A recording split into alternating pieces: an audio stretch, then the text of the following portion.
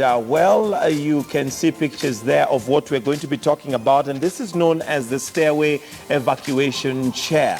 What exactly is a stairway evacuation chair? Now, in case of an emergency, especially fires and anything that would require you to evacuate from a building that has got stairs, are you equipped? Are you ready? Are you able to be evacuated? And let me note that this chair is not just for the disabled. You could be epileptic, you could be in shock, there could be something that has happened, maybe you're injured and you need to be evacuated from a building quickly, but it's a building that has got stairs. It may not have provision for a wheelchair, and maybe you don't even have a wheelchair yourself because possibly you're not necessarily disabled, but it could just be a temporary way that you're not able to use your legs. That's what we're seeing being demonstrated right there live. It is known as the stairway evacuation chair, and that's what we'd like to talk about right here on Tech Central this morning. And to have this discussion with me is Mr. George Onyango. Later on, we're also going to be joined by Stephen Okesh,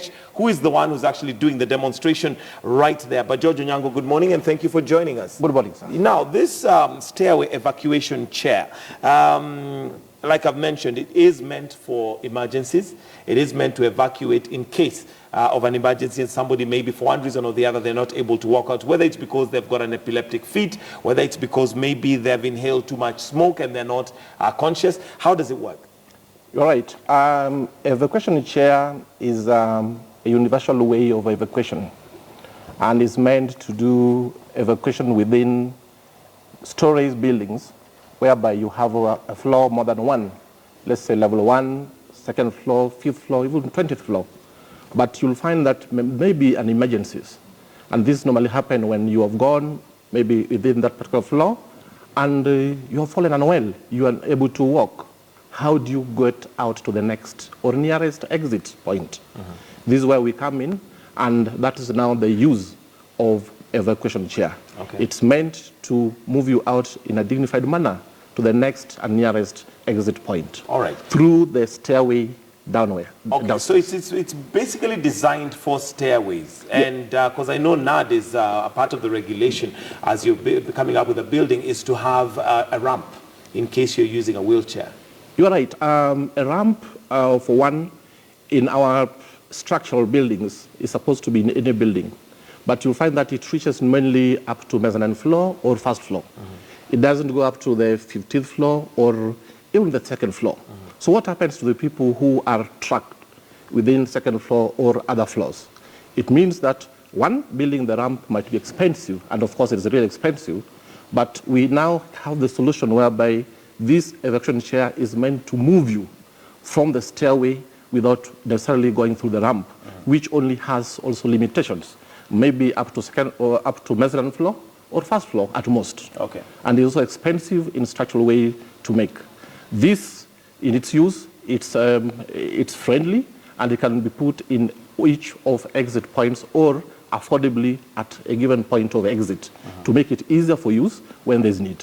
Is it any different from a wheelchair? Very different. What's the A difference? wheelchair goes on 4 wheels. A wheelchair enables you to move on your own and also to be pushed as well, but it doesn't go through the stairway. Apart from that, we also have the stretcher. The stretcher, for you to use a stretcher on a disabled person, it may need more than one. It needs more than one person, either 2 or 4 for that matter. But for the evacuation chair, it only needs one particular person for it to be operated. It's simple and one operational matter. So that makes it very simple for use, and it's very different from, therefore, a wheelchair, which is not meant for emergency. It's meant for your mobility for a disabled person at that moment. Okay. Now, looking at the demonstration that we're seeing playing out right there. Yes. One, first of all, the question I'd want to know is, can it carry anybody's weight? Yes. We have different types of models in terms of the evacuation chair. We have 300H, 500H, 700H, and 600H. 600H, which we advocate for and we advise for it to be used mostly in Kenyan setup type of buildings, carries up to 182 kilos. 182 kilos of weight. I believe that's a big weight. and we don't reach there normally. Yes. Yeah, that's true. But then the other question would be, can it be operated by anyone? Because again, if you have somebody very heavy and you're going down the stairs, then it almost looks like I would be at risk if I'm not able to, if I'm not strong enough to carry the person who's on the chair. The evacuation chair that we have is 14 kilos of weight, but it carries 182 kilos of weight on it. It means that any person of an average weight of 50 kilograms is able to use it. And of course, before you go into the use, for you to operate it, we give training. And that kind of training will enable you to be certified to use it. If you know, in most of the buildings we have fire as big threat. And many people have adopted the use of fire marshals. So these marshals are given also the training so that they can also incorporate their knowledge in using this particular evacuation chair in terms of need when there is a problem or something to arrest within the station. Okay, but now my physics tells me that if somebody very small and not very strong muscularly in terms of muscles is carrying somebody who has a lot of weight, and let me use the example you've used, maybe if you have somebody who's maybe 110 kilos, that's obviously not very small, and you have a very small person who's pushing the chair, wouldn't that pose a risk to the person being carried and even the one carrying them? Purely because of the steepness and the weight? It is for sure that evacuation chair has no risk in it, and more so with the training that when it's offered, there's no harm, there's no risk. It glides. So the physics part of it, whereby there's fulcrum and everything, this particular one glides and it takes care of each stride and the other one. So there's no effort you put in lifting it up or pulling it down. What about the steepness? When you're pushing it down, the weight would, give it. It doesn't. It glides it glides, and if you watch the way it moves, it glides on the wheels, and that makes it very easy. There's no weight on it exerted onto the use. Okay. Yes. So looking at it now, is it something that was invented specifically for this, or is it also one that could be used by the disabled? If you have impairment on your legs or your limbs?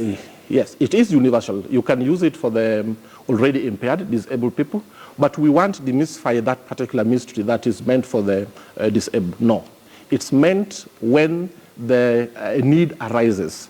So you might have a disabled, of course there are charters of legislation, an inequality in terms of workplace. They are able to use this particular evacuator, but even for a normal person who suddenly becomes unwell, this is meant for the practical use at that particular time. Okay. And how available is it, in terms of in the market? It looks like one of the things that you'll find most disabled people would suffer is just the cost of having a wheelchair. This also looks like something that would cost a fair bit. The cost is pocket friendly, and in terms of availability, it is available with us at Integrated Fire and Security Solutions. As a distributor, we have quite a number of pieces that we give, and in many cases, people who are in more than 15 a working place always advocate to have some safety measures. So it is meant for that particular category, and also workplace in our working environment. Now, logically speaking, in case of an emergency, the first thing that you're told is to leave everything that you have and make your way out. How does this not now distract me from doing that? As much as I'll be trying to help, somebody to come out, doesn't this now become a further distraction? Because again, imagine there's a fire. And here we are running downstairs or trying to get out, maybe not running, but I guess we advise to walk down the stairs. Yes. But this now becomes something that's blocking us. In terms of fire outbreak, for instance, or emergency, there's no use of elevators, the lifts. Yes. So the only place for your exit is the stairs. If you look at the width of the evacuation chair, it gives space. In fact, a model space for other people, users, to run down the stairways. But we don't have to wait and leave also the people who are unable to walk to get burnt. They need to be moved out. And this is where we have the people who are trained, like the marshals, to help them come out. And yet there's still a space meant for other users to walk freely down the stairways. Those who can walk will have a portion which is good enough, big enough actually, for them to move downstairs. If you check the demonstration, you'll see quite a big portion still left for other people to move down. And yet this person who is impaired at that moment still also has a way out, just the same way in the other people moving out. So this is better for everyone, both the disabled initially or impaired at that moment, and also the people who are still able to walk. They have equality, and that's what we feel the technology is best for at the moment. Okay, so my feeling on this is that you possibly would train people on how to use the chair, but there could also be training that would be required for the rest to know how to respect that and go around it, because really in terms of an emergency, rarely is the time that you're thinking rationally. Absolutely, it needs training. And if you check on legislation that was passed in 2007, and it's with the Directorate of Occupational Health and Safety, there are people, if there is fire for you now, maybe you'll run away. But the person who is trained to manage it will have a second thought of how does he manage that particular situation at hand. And that's why it's called emergency. So while I agree that people will look for I personally first, but the people who are trained, and that's why training is very necessary, they'll be able to know that, one, there is the risk that has come. The evacuation chair is put on a particular place which is known by everyone, just like we have any other apparatus, like the fire extinguishers in places. You'll find that it's known where there's fire extinguisher, where there's rollers, and therefore this particular evacuation chair as well will be put in a particular place which is known, and for the users that are there will be able to at least to use it at the moment when there's need. Okay. How does it actually work in terms of, you've said that the wheelchair has 4 wheels, and of course because of the 4 wheels, if you put it on stairs, you have to use your strength to pull back for it not to, roll down. And at a point, if you tripped or anything, then of course that leaves you at risk. What would happen in a case where now the person operating or pushing the person down loses stability? And that could just be because they've tripped, maybe because of the smoke. Does that jeopardize the person on the seat? Rarely have we had that where we have actually given out the evacuation chair, because the training that we give, sincerely speaking, unless it now comes an accident, but in general way, when you are trained, you even with a small weight that you have, you can push down somebody who is of a larger weight than you. And we have never had cases of such kind of accidents happening. It's safe, and I can say it is fair enough for the point of the evacuations that is required of us as of now. Okay, and does it have like a braking system? Does it have any way that you can slow it down in case? Or how does it work? I'm trying to understand the technology behind it, yes. So that if it's creating resistance, how is that resistance coming about? Because when I look at wheels of a wheelchair, they're fluid, they move. But this one, you say you're able to hold it despite the fact that you may not be that strong, and the person sitting on it has a lot of weight. What's the technology behind it? The technology behind this is simply the glides. The glides that we have, if you will check on the 4 wheels, it has 4 wheels as well. I've mentioned that earlier. Yes. The front, but and smaller ones and a smaller ones. So then you strike it. And I'm sure we'll be able to see it as it's being demonstrated. That's right. So in that level, it acts as a wheelchair, as you said. But when you strike back the rear wheels and you put it onto the floor, which is on a stair, this is stairs, the glides take grip, and the grip informedly is taking care of your weight, the person who is pushing, and also the person who is now the load on it. So there's no way in which that you will have that. You are a smaller body, and the person now accidentally moves out of your hands. You don't actually put more effort on this. I repeat this. There's no much more weight you exerted on this particular chair as you move it. It's only that you have to be trained. You make it move on its own. But comfortably, you holding the person on holding the chairs. The other matter of concern, of course, would be affordability, because by the design, maybe it is more made for corporate environments where you have big buildings, but would it also be used in a home setup where you have stairs, a staircase? Yes, both cases apply, or home cases, and also where we have corporate people. But in all cases that we talk of in terms of expense, I mentioned earlier that is pocket friendly. In terms of the homes, you'll take note that in many of the homes there we have the agents, the real estate agents. So these are the people who should also make sure that the people who come into settling in these particular homes are secured. They are safe and secured. And when they're safe and secured, it means generally that it's a point of they need to come out and say this particular homestead, just as we have like the other bills utilities put in your, let's say the rental or the purchase of the building or the house, this can also be put in it. Okay, and affordability? Is it something that is fairly affordable for a home? Because I'm trying to think how would it only be for companies, for example?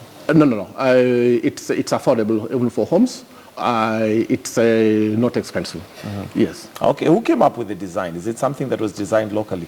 No, it's designed from UK, and we are distributors from the UK side within East and Central Africa, and with the importation of this. Okay, maybe you can just run us through how this is happening, because I'm seeing now it needs 2 people to bring it down. If you could just. If you look at the situation, it is we have 1 person sitting on it, and we have the operator. So it's not 2 people. It's 1 person who is operating it. The person in the jacket, reflector's jacket, is the person that is pushing it down, and we have now a person, the load who is there. If you look, it's very smooth ride down the stairway. Okay. And one other thing that I wanted also to put across is that, see, the person is pushing it, and now this gentleman is now holding the wing. So ultimately, do you need 2 people to operate it? Because at that point, why can't he do it on his own? He's now using it now as a stretcher. Okay. So it can also it has dual purpose. Yeah, it's dual purpose. Okay. So now kind of a stretcher on that case. You know, a stretcher, you won't be able to make turns, corners. Yes. But this particular one, you see, he's moving down on his own, and is able to push it along. If you look at that ride, it's smooth, and it's moving down the stairs. Okay, and is he using much effort, the one pushing, is he using much effort to push it down or to hold it back? There's no much effort, sir. Okay. There's no much effort, absolutely no much effort. So I believe that could be the next, we can assume that is the nearest exit. Right. So he's being pushed to the nearest exit point, as others who are also living, assuming it was an emergency, really. Yes. Okay, now another cause of concern would be storage, because in terms of evacuation, one of the things you don't want on the way is just obstacles, things that would slow people down or trip, especially given an organization which maybe has very many people. If somebody trips, they could be run over, so that becomes a risk. How do you store, how foldable is it for you to put it away in terms of storage? Storage is, we put it in a place that is known to everyone. Let's say in a floor.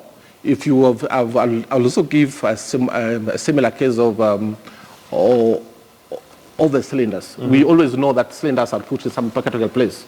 So the evacuation chair is also put in a particular place that is known to everyone, but a conspicuous place that is known to the marshals and also the users in that department. So it does not distract within the particular pavement or floor, for that matter. Okay, now I would assume that you're also well informed in terms of evacuation and safety. Yes. Just by virtue of the fact that you're distributing that. What are some of the things you think people do not know when it comes to evacuation? That they need to highlight? One, most of the buildings that we have, and most of the users for that matter, one, they don't know even where the exit points are in a particular house, building. Like for instance, we are in this place. If there is an emergency, which is the next exit point? The nearest exit. When you get into a building, it is safer to understand we have been entering this particular building. The access is correct, but how do you exit it? It's always better to know that. Even in your own house, you might be having an exit point that you know this is meant for emergencies. So when you enter any building, it's fairer to have a knowledge of the exit points. Check the signs. Check even the places where they could be having, if there's emergency, where do people go and converge, for that matter, so that they have some kind of rescue plan to be made.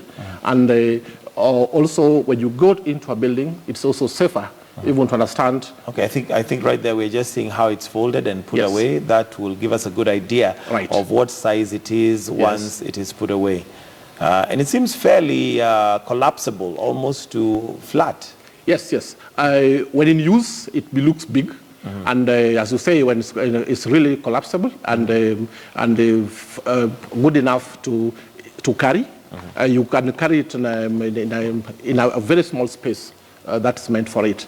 And there will be also a cover for it, which in terms of storage, as you were saying, which is a reflector kind of.